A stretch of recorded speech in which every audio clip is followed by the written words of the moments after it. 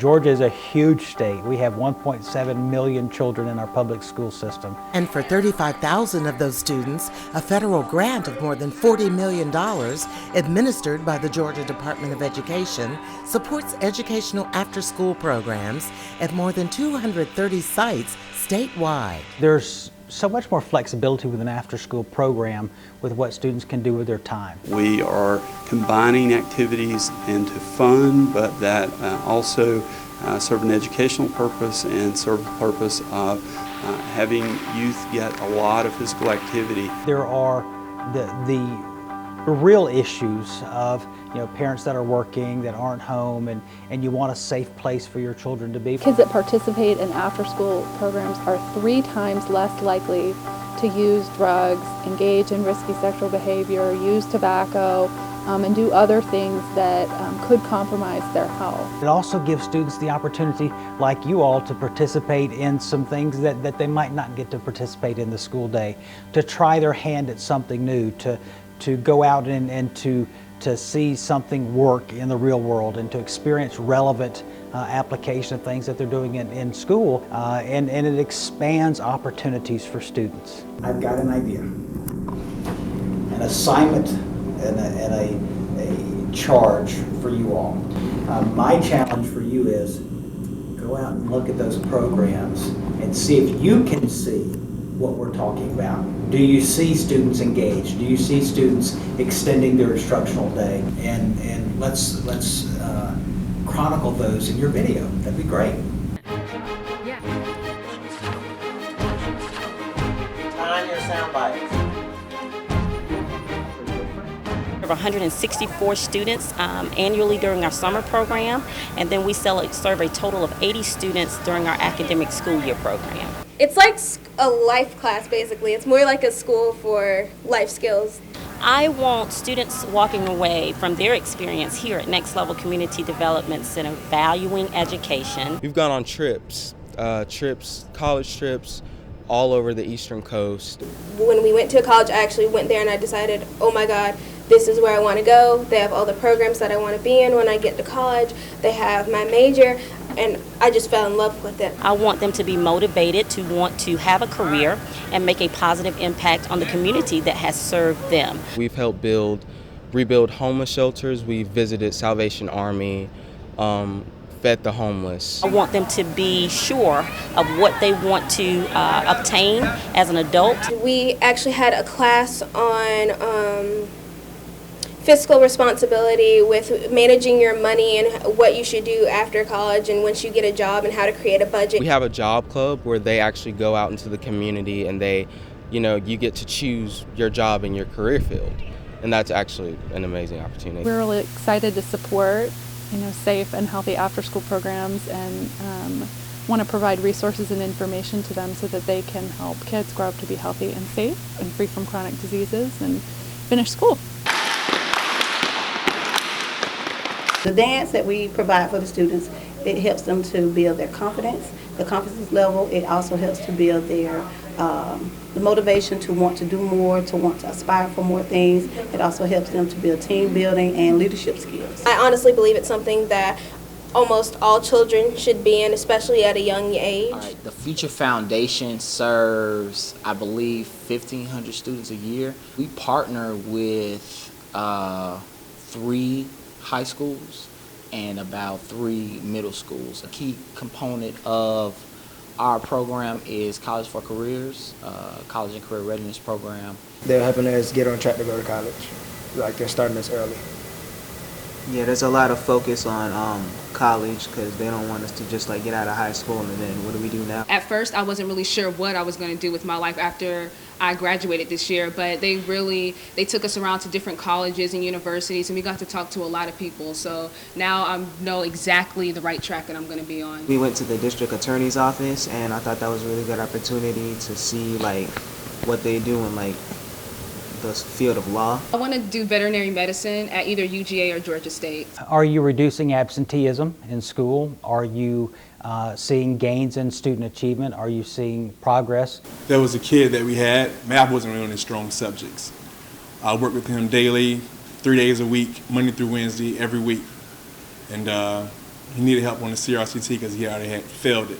You know, maybe a student didn't pass the CRCT this year, but when you compare it to last year, they made tremendous growth. By me working with him, checking on him, calling, even on the weekends I gave him calls. You know, I talked through the parents, make sure he was doing the steps and the stuff, the work that I gave him to do over the weekend. And he passed the CRCT with flying colors in math. I would be an awful student. I wouldn't have the grades I have right now. There's a lot of stuff that's going on in their environment, especially here today. Things such as, like, you know, drugs, weapons being involved, and by them being able to come, having a special place to go every day after school, it can keep them away from things like that and keep their head on straight. So they'll pretty much put them in the right direction and let them know they don't need to do negative things to have fun. I went at the Future Foundation. I'll be at home right now, sitting on the couch, watching TV.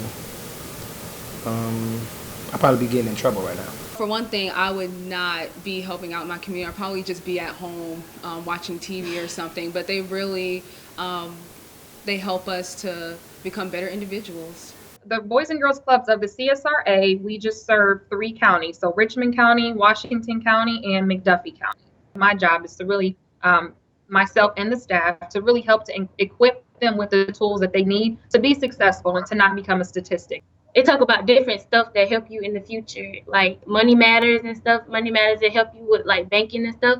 And then they like help me prepare on how I should set up like a bank account at the bank and stuff, and how I should have, like manage my money, like when I go to college and stuff.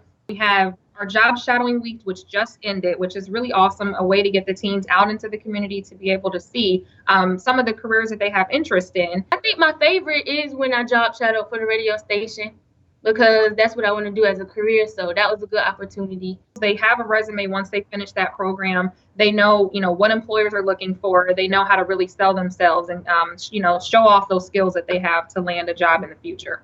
You go to the job interviews and they interview you and then you get the job or you don't. And then, of course, we have our junior staff program, which we hire 10 of our team members every year, and they're able to actually work in the club right next and directly with our enrichment staff. And so they're helping to, manage the kids, come up with activities. They're working in the kitchen and things like that. And working for here, that was a good opportunity, interacting with like the different children and stuff. I was like a mentor, so helping the children. You can tell that they all have some type of ambition and they want to go somewhere. And what we can see them learning is that just because they may come from, a rough area, or they may be, on some type of assistance from the government, that's not their story. DFACS funds after-school programming in the state of Georgia. Approximately 40 programs around the state that are recipients of the funding. We serve over 25,000 children and youth per year in the state.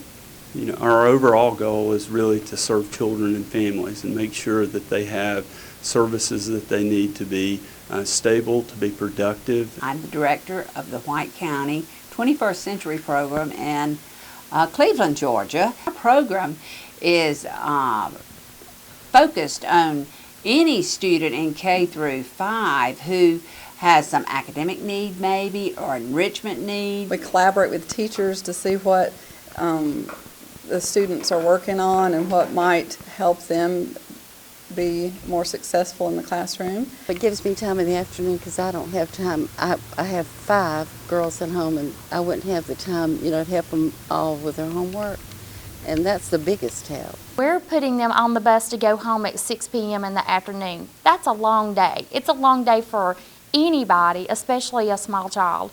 And so we don't want our program to be just focused on academics. We want to give kids an opportunity to do things outside of academics. All of our 3rd graders in 21st Century this year are going to get swimming lessons the first 2 weeks of school.